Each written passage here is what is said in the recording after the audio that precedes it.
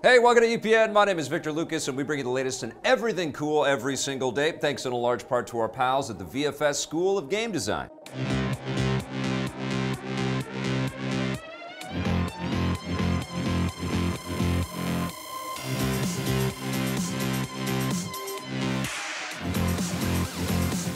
Thank you, Vancouver Film School. Much love, and also much love to Rock Socks, who this rundown is dedicated to. He's been watching our content since the 90s and says we are top notch. Well, let's rock your socks off with our rundown. The world could always use more heroes, and it looks like the world of Overwatch is about to get another one. Blizzard has apparently confirmed rumors that their hit online shooter is getting a new character named Doomfist. He's been referenced several times in Overwatch trailers and short films, and there have already been several unconfirmed leaks that he's on the way. That's Doomfist's gauntlet! Oh man, they said he could level a skyscraper. Now, writing on the game's official blog, Blizzard has posted a news story from the game's fictional world warning that Doomfist has broken out of prison, so players should be on the lookout for him. This is almost certainly Blizzard's way of teasing that the character is coming to the game in the near future, so we'll let you know when more details come in. Judging by previous hints, Doomfist will be a powerful character with a large metal fist, which should make him a force to be reckoned with. Hey! If he really is coming to the game, he'll be the fourth character added since launch, following the release of Ana, Sombra, and Orisa. All of the new characters and maps for the game are free, and Blizzard has previously stated that they plan to keep updating Overwatch with new content for years and possibly decades to come. It's easily one of their most successful projects yet and has more than 30 million registered players. The world could always use more heroes. The Total War franchise is conquering new territory. Sega and the Creative Assembly have announced that they're working on an entire series of spin-off games based on the Total War franchise. They'll be released under a new brand called the Total War Saga, which will help distinguish them from the regular Total War games.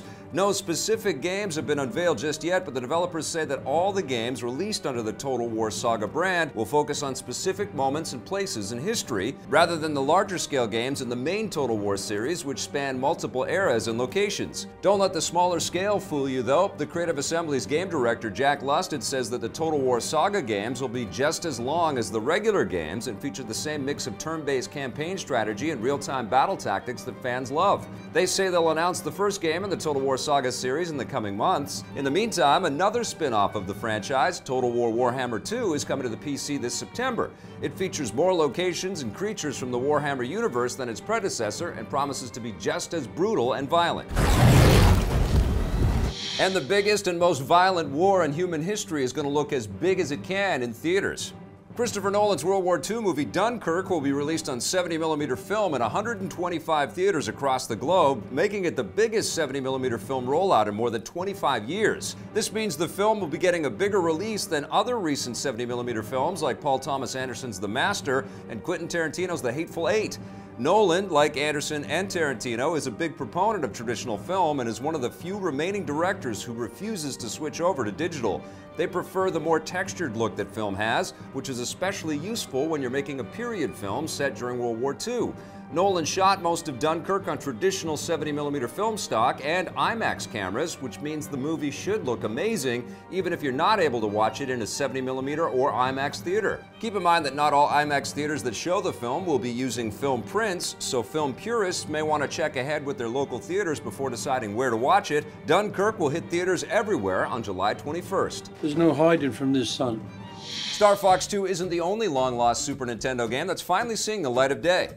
An unfinished, never-before-seen Super Nintendo version of the original Rayman game has been released for the first time. The SNES version was in development alongside the Atari Jaguar, PS1, and Sega Saturn versions of the game that were released in 1995, although Ubisoft canceled the SNES version because they felt the system just wasn't powerful enough. Thankfully, series creator Michel Ancel kept a prototype of the SNES version, which he recently lent to online archivist Omar Karnat, who, with Ancel's permission, has now converted it to a downloadable file and released it for free on the web. The game is only playable on a computer though, not a console, and you'll need to install a SNES emulator in order to play. It obviously lacks a lot of polish, so don't expect this to feel like a finished game, but it's still cool to see what could have been and is an interesting piece of game development history. The release of the Rayman SNES game follows the announcement that Nintendo Nintendo will finally release the canceled Star Fox 2 on their upcoming SNES Classic, which hits stores this September. As for the future of Rayman, Ubisoft has hinted that a new game is in development, although it has yet to be officially unveiled.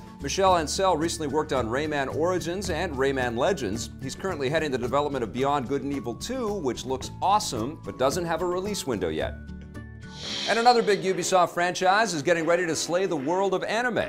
An anime series based on Assassin's Creed is in the works. Ubisoft is developing the project with producer Adi Shankar, who's currently working on the Castlevania anime series for Netflix. Writing on his Facebook page, Shankar says the new show will tell an original story set in the Assassin's Creed world, and like his upcoming Castlevania series, it will use a Japanese style of animation.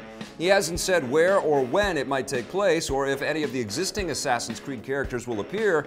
It's also unclear how the new show will be distributed. Ubisoft has already released several Assassin's Creed short films, both animated and live action, on the web, but they've hinted in recent months that they'd like to develop a more traditional kind of TV series, so it could be anything. We'll let you know when more details on the anime project come in. The next big game in the series, Assassin's Creed Origins, is slated to arrive this October. It takes place in ancient Egypt. It features a stronger emphasis on exploration and side quests, along with a new combat system based around combo strikes, dodges, and deflections, sort of like Ubisoft's recent For Honor. You can learn more about the game by watching our recent interview with game director Ashraf Ismail on our channel.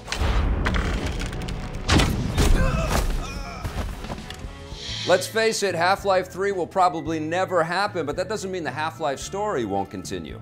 The officially licensed Half-Life comic series, A Place in the West, is getting its long-awaited third issue later this month. The first two issues were released back in 2014, but now the creators have revealed that the third chapter will finally arrive on July 21st. We're not sure why the Half-Life franchise seems to have such trouble with the number 3, but better late than never. A Place in the West started life as a fan project before being officially sanctioned by Half-Life creator Valve, so this is probably the only official way that the Half-Life story is going to continue for now. The comics take place around the same time as Half-Life 2 and focus on a different group of characters who battle the oppressive alien Combine Empire, which has taken over Earth. Although Valve has never officially confirmed or denied the existence of Half-Life 3, the project was rumored to be in development shortly after the release of the second Half-Life 2 expansion Episode 2, but since then, former Valve employees have all but confirmed that the game is canceled and will never see the light of day. Given how great the previous games are, hopefully Valve will find some way to revisit the franchise with a new game at some point in the future.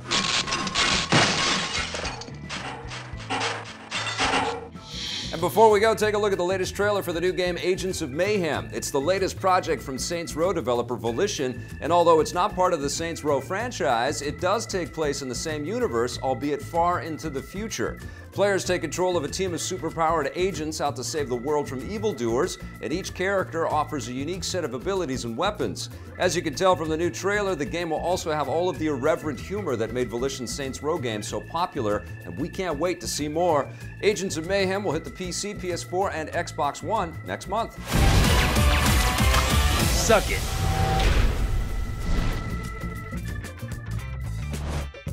That does it today for the Rundown. Thank you so much for watching. If you want to learn more about game design, visit our friends at VFS.edu. We'll be back again tomorrow with a brand new episode. In the meantime, check out some of the interviews that I've been doing recently, and if you like them, hit subscribe, all right?